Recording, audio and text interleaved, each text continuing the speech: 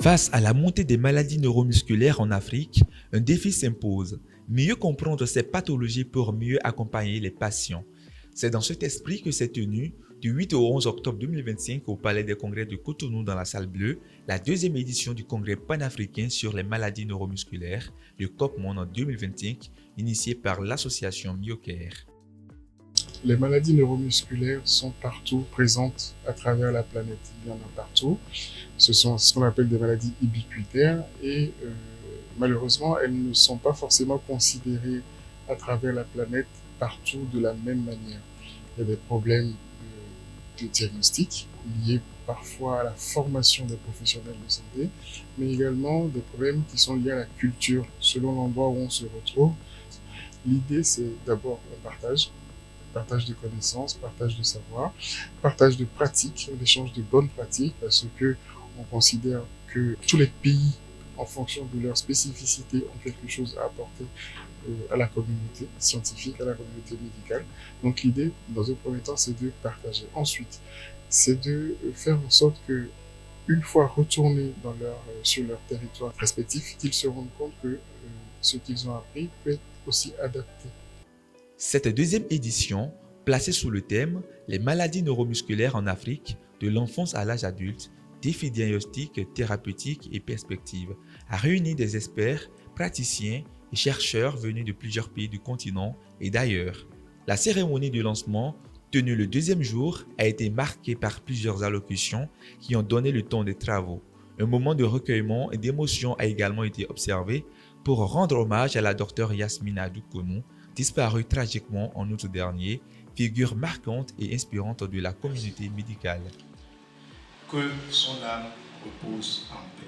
Votre présence ici dénote de l'importance de notre union et de notre collaboration pour faire progresser la lutte contre les maladies neuromusculaires en Afrique. Je tiens aussi à souligner le rôle important de la Société béninoise de neurologie qui a été un pilier dans l'organisation de ce congrès. Au cours de ces 3 journées, nous aurons l'opportunité d'échanger avec les experts internationaux, de présenter des recherches de pointe et de développer des stratégies pour renforcer notre réseau de soins, former nos professionnels de santé et encourager la recherche locale. Cet événement n'est pas seulement une rencontre scientifique, c'est un espace de convergence de savoir, des expériences et des espoirs autour de l'enjeu médical, humain et sociétal majeur que constituent les maladies neuromusculaires. Ce congrès offre ainsi un cadre unique pour partager les avancées scientifiques, mais aussi pour favoriser une approche intégrée, centrée autour de la femme et sur l'enfant. En renforçant les collaborations entre les universités, nos centres hospitaliers et nos partenaires internationaux, nous pouvons transformer ce défi en une opportunité de progrès collectif. Je me réjouis de la tenue effective à Cotonou du 2e congrès panafricain sur les maladies neuromusculaires. Les maladies neuromusculaires constituent en effet la première cause de handicap acquis de l'adulte, la principale cause de perte d'années de vie ajustée sur l'incapacité et la deuxième cause du décès dans le monde, avec 9 millions de décès chaque année. Le gouvernement du Bénin a apprécié à sa juste valeur et décidé de soutenir cette heureuse initiative de l'association MyoCare et de la Société béninoise de neurologie en partenariat avec la Fédération hospitalière universitaire Humanis, le CNHU Hubert Koutoukou-Maga, le CHU MEL et bien d'autres partenaires, notamment la Faculté des sciences de la santé. C'est donc heureux et confiant des perspectives qu'augurent vos assises, que tout en vous souhaitant un agréable séjour sur la terre des Amazones, je déclare ouvert ce jeudi 9 octobre 2025 au Palais des Congrès de Cotonou, le 2e congrès panafricain sur les maladies neuromusculaires. Vive la recherche au service de la santé, vive la santé au service du développement. Je vous remercie. Monsieur le secrétaire général du ministère Pendant 3 jours, les communications ont permis d'aborder en profondeur les réalités de la prise en charge des maladies neuromusculaires dans le contexte africain. Alors, quelle est la situation chez nous en Afrique? Pourquoi il faudrait qu'on mette ces maladies sous les projecteurs, comme on dit? Donc, ces maladies, en fait, elles sont un petit peu mal connues. On n'a pas de chiffres, on ne connaît pas ni la fréquence, ni nos données épidémiologiques, ni nos données démographiques. Et ça pose problème parce qu'on ne connaît pas nos spécificités. Pourtant, nous sommes un grand continent. Et je pense qu'on a mis l'accent beaucoup sur l'accompagnement. On a parlé d'accompagnement et pas de traitement. Parce qu'un patient, ce n'est pas une machine. Plusieurs interventions ont porté sur la prévention, le diagnostic précoce, la rééducation et la place essentielle de l'humain dans le processus thérapeutique. J'ai présenté une conférence sur la physiopathologie de la myasthénie auto-immune et c'est très important de comprendre la physiopathologie de cette maladie pour pouvoir adapter notre traitement par la suite. Ça diffère en fonction des mécanismes physiopathologiques finalement.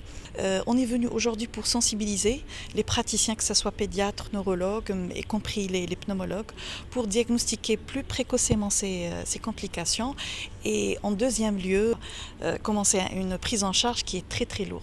Que dans certains pays africains, on a besoin d'avoir une sécurité sociale qui peut prendre en charge tous ces frais et ce n'est pas évident. On a intervenu pour sensibiliser, mais également pour rapporter l'expérience de l'Algérie à travers son plan national de maladies rares qui va aider les professionnels de la santé pour, bien entendu, rédiger des protocoles de diagnostic précoce, mais également des protocoles thérapeutiques qui peuvent être adaptés. Mon intervention a porté sur un peu les myopathies des ceintures, qui est un groupe hétérogène de maladies musculaires, génétiques et qui sont relativement très fréquentes dans notre pays, dans le Maghreb et très probablement le reste de l'Afrique. Le COP Monde se veut avant tout un espace d'échange et de collaboration entre spécialistes, enseignants et étudiants. Un moment unique d'apprentissage, mais aussi de fraternité scientifique. Alors ici, je suis venue en tant que d'abord participante, mais observatrice, pour écouter, pour découvrir et rencontrer tous les acteurs du handicap. Et j'ai été bien servie puisque j'en ai rencontré énormément. Et puis, par définition, le thème des maladies neuromusculaires amène à parler du handicap. Et comme je suis actrice du handicap, donc c'était tout naturel que je vienne et que je trouve vraiment une assistance très intéressante et qui alimente mes projets. La médecine, c'est un métier où il faut de temps en temps, sinon presque tout le temps, se mettre à jour. Donc ça m'a permis de mettre à jour mes connaissances un peu sur la prise en charge des pathologies neuromusculaires et de voir un peu sous d'autres angles. Comment prendre en charge plutôt ces différents diagnostics, comment faire le diagnostic, comment prendre en charge, comment améliorer nos pratiques au quotidien. Bon, ce qui m'a beaucoup plus intéressé, c'est ce qu'on a fait aujourd'hui, qui a concerné la femme enceinte atteinte de maladies neuromusculaires, la gestion de la grossesse jusqu'à l'accouchement et la période du maternage aussi. Et en plus, il y a le conseil génétique. J'ai retenu beaucoup de choses parce que cet échange m'a permis de voir, les pratiques des autres pays, comment ils gèrent les pathologies neuromusculaires dans ces différents pays, mais également c'était un moment d'échange avec l'actualité scientifique, avec l'actualité qui se fait dans le monde. C'est que je veux dire que je ne suis pas déçu. Mes attentes ont été très très comblées au-delà de ce que j'espérais. Même l'atelier pratique m'a permis de comprendre d'autres choses, de pouvoir être en contact direct avec des spécialistes, des sommités et poser directement des questions de compréhension, ce que je n'ai pas chez moi forcément à Lomé. Ce qui a attiré ma attention, ce sont les actualités sur la prise en charge des maladies neuromusculaires, notamment les syndromes myasthéniques, la réanimation, comment on fait la prise en charge en France, sur les malades qui ont des difficultés respiratoires, sur la prise en charge chirurgicale des malades qui ont des déformations de la colonne vertébrale, les actualités sur la thérapie génique. En fait, c'est toutes ces avancées, ces actualités-là qui m'ont beaucoup impressionné, qui m'ont permis de mettre à niveau, m'ont permis de faire une mise à jour sur les connaissances actuelles sur la prise en charge des maladies neuromusculaires. Dans son intervention, l'un des co-organisateurs a partagé les perspectives pour la prochaine édition du COP Monde prévue dans 2 ans, avec l'ambition d'élargir encore les thématiques d'intérêt continental. Nous allons impliquer ces IA dans le COP Monde 3 et nous allons montrer comment la technologie peut améliorer la prise en charge des patients dans notre contrée européenne.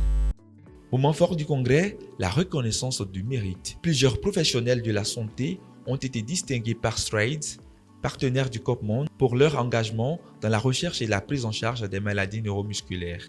Et même si les 3 jours d'échange se sont achevés, l'esprit du COP Monde reste vivant.